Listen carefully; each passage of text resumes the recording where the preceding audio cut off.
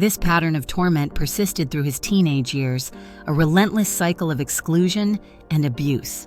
His parents sent occasional remittances for the household, but none trickled down to him. The cousins flaunted new clothes or toys bought with the money, while my father mended his ragged shirts. Physical beatings came sporadically, a slap from Etta for talking back, whenever he had a quarrel with his cousins, or a brutal whipping from Marcus left bruises. But the emotional scars ran deeper, fostering a quiet resilience in my father. His cousins, however, were more wary of him now in his teenage years. He was no longer the little, helpless boy whom they tortured in the past. He held his own in fights, which resulted in him being victorious, and with the cousins having various bruises and black eyes to show for each encounter.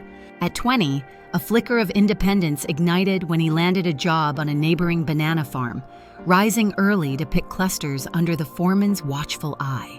Returning home that first evening, sweat-soaked but proud, he found the door bolted shut. Knocking echoed through the twilight, met only by muffled laughter from inside. "Gwayyard boy!" Devin jeered through the window. "Stay out there with the animals where you belong."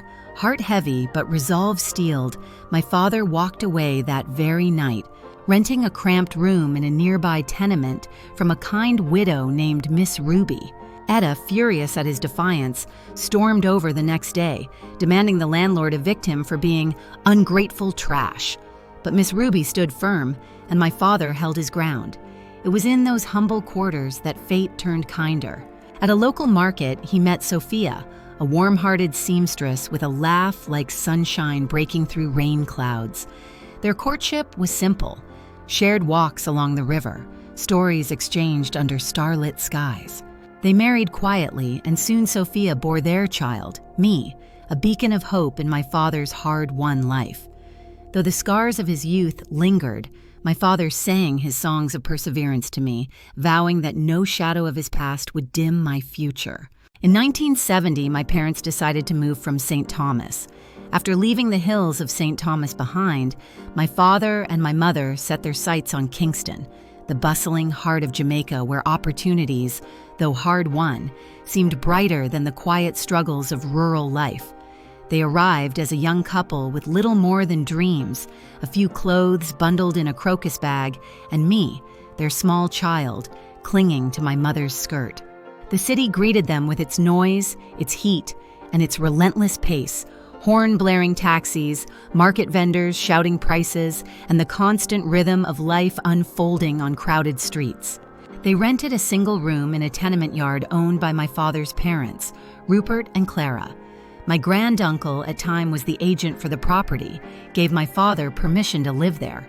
The house, a large 5-bedroom with concrete walls and slab roofing, housed 2 other families, and here, a new chapter in my father's life begins. To support his family, my father became a familiar face on Kingston's construction sites. He labored under the sun as a general worker, mixing concrete, carrying heavy bags of cement on his shoulders, laying blocks and hauling timber. The work was backbreaking and challenging. Jobs came sporadically, and pay was often delayed. On slow weeks, he sold fish at the market or door-to-door with my mother, Sophie, by his side.